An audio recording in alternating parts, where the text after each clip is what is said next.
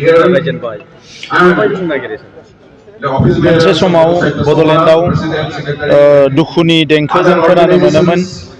गावबा गावनि गेजेराव बुथारलायनाय, थैनि बाना, जोंनि माखासे बिमाफ्रा दुखु मोननाय, बिनानावफ्रा दुखु मोननाय, गोबां मोनसे थासारि जोंनि खर'साजों बारलांबाय आरो दिनै लासै लासै जोंनि गेजेराव गोजोना फैबाय।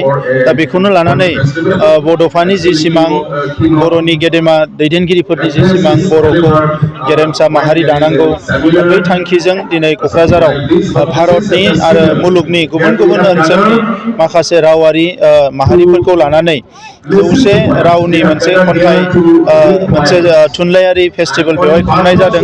नाथाय जोंनियाव 100निख्रुइ बांसिन गुबुन गुबुन रावनि खन्थाइगिरिफ्रा जगाजग खालामबाय। दा बिथांमोना फैगासिनो दङ, माखासेया सफैबाय।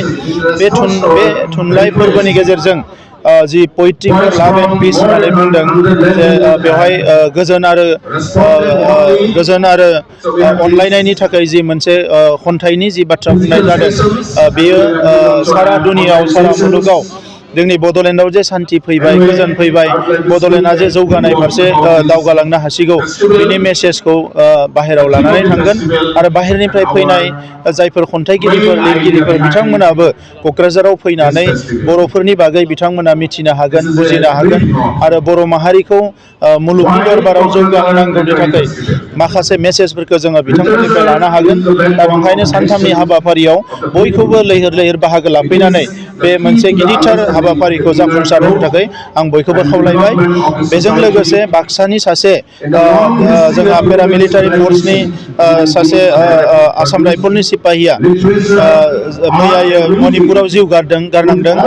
बिथाङा उदखारिफोरनि मोनसे एटाकनि थाखाय जिउ गारनो गोनां जादों।